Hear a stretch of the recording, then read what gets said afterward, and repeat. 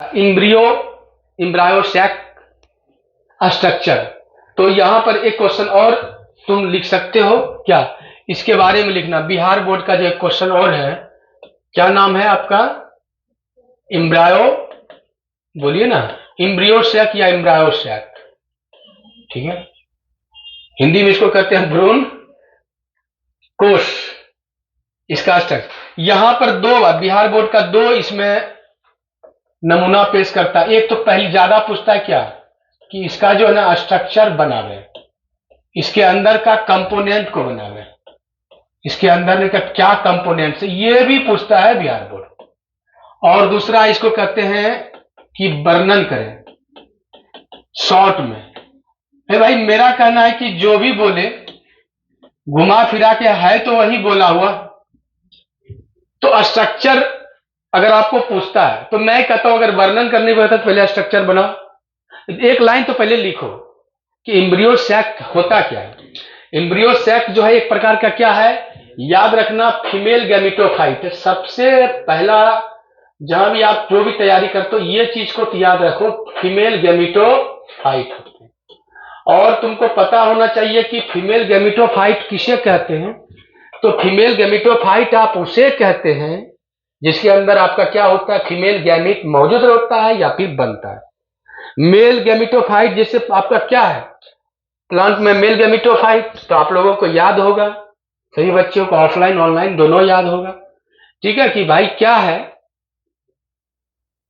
पेड़ पे क्या है आपका, जो जितने पौधे हैं पेड़, उसमें क्या है, मेल गैमेटोफाइट, पोलन ग्रेन्स है ना जी। पोलन ग्रेन्स के अंदर आपका दो मेल गैमेट बनते हैं ना, ठीक है। तो मेल गैमेट जहां उपलब्ध है तो मेल गैमेटोफाइट, और फीमेल गैमेट जहां बनते हैं फीमेल गैमेट। इसका स्ट्रक्चर अगर बनाने को कहा तो सबसे पहले आप एक चीज करोगे, इसको राउंड बनाओगे, बना लिया। और राउंड बनाने के बाद आप याद रखो कि इसमें टोटल सेल की संख्या जो आपका मॉडिफाइड होके बनता है वो कितना बनता है भाई। तो यहां पर मॉडिफाइड होके बनता है, सबसे ऊपर की अगर मैं बात करूं तो यहां एक सेल यहां पे बनता है और एक बीच में बनता है, एक साइड में। कितना सेल हुआ, 3। और ये 3 सेल में आपका 3 न्यूक्लियस होता है। यही चीज को बनाना है। देखो कुछ भी पूछे, अगर तुम बायोलॉजी में थोड़ा सा स्ट्रक्चर को डील करते हो तो नंबर भरपूर मिलता है। मैंने पहले ही बोला, जानकारी तो जरूरी है ही कंपटीशन के लिए, लेकिन लिटरेचर जहां पर है, एकेडमिक जहां पर है, हाँ, वहां पर लिखने की कला जिसके पास है तो वो नंबर उठाएगा।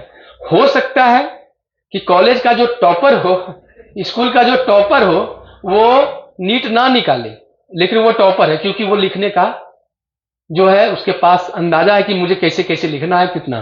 तो इसलिए मैं बोलता हूँ फिगर को, बायोलॉजी में फिगर को जरूर दिमाग में रखो, और जब भी कुछ पूछे तो वहां इंक्लूड कर लो। वर्णन भी करने कहे, डिस्क्राइब कीजिए तो वहां पर इंक्लूड कर दो। तुम समझ गए बात को।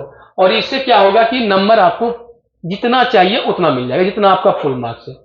आप याद रखो कि बीच में एक और कोशिका होते हैं जिसको हम सेंट्रल सेल कहते हैं। ये आपका क्या है बोलिए तो सेंट्रल सेल है। तो इसको सेंट्रल सेल में आपके कितने न्यूक्लियस है, तो 2 न्यूक्लियस है। एक सवाल ये पूछा जाता है कि इसमें कौन ऐसे सेल हैं जो डिप्लॉयड है। सेंट्रल सेल, भाई सेंट्रल सेल डिप्लॉयड होते हैं क्योंकि 2 न्यूक्लियस है, हाँ, और बाकी सब में आपका एक ही न्यूक्लियस है।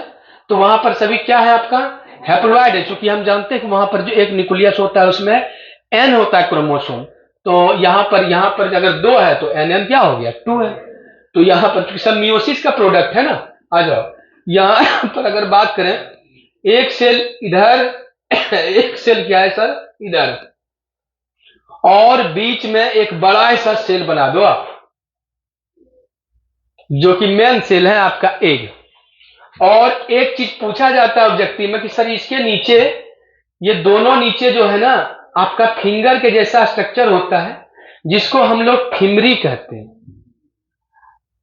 और फिमरी को फिंगर लाइक जो प्रोजेक्शन होता है, ये एक ऑब्जेक्टिव पूछता है कि ये गाइड करता है, किसको गाइड करता है आपको, पोलन ट्यूब को अंदर की ओर जाने के लिए गाइड करता है।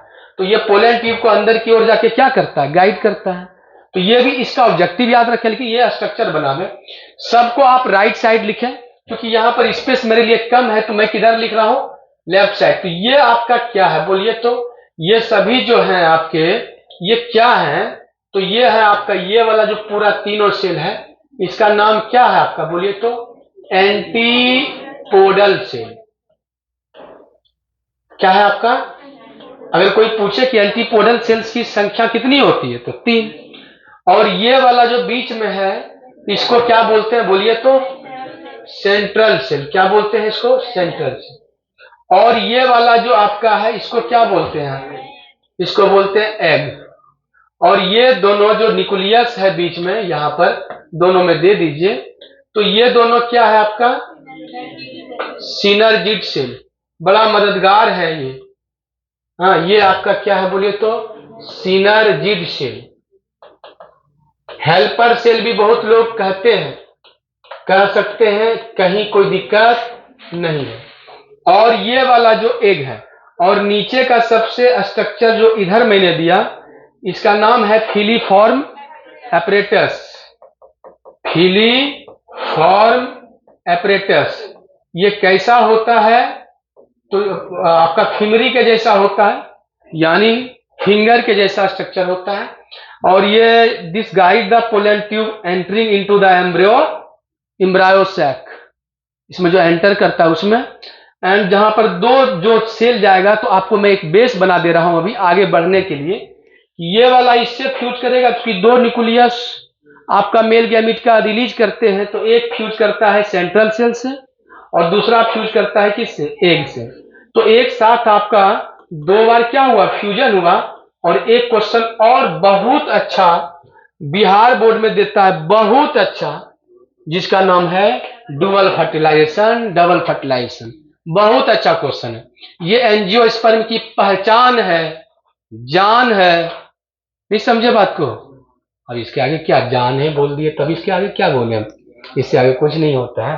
हाँ, समझ गया ना? तो ये स्ट्रक्चर, ये फिगर ऑफ क्या हुआ बोलिए तो, एम्ब्रायो सैक। इसे बना सकते हैं आप, तो बना लो, प्रैक्टिस कर लो, याद रखेंगे। क्वेश्चन यहां पर मैंने कैसे कैसे मैंने बोला, स्ट्रक्चर पूछे, इसके अंदर कंपोनेंट पूछे, सब्सक्राइब बोले, सब में यही बनाना। ठीक है, बना लो।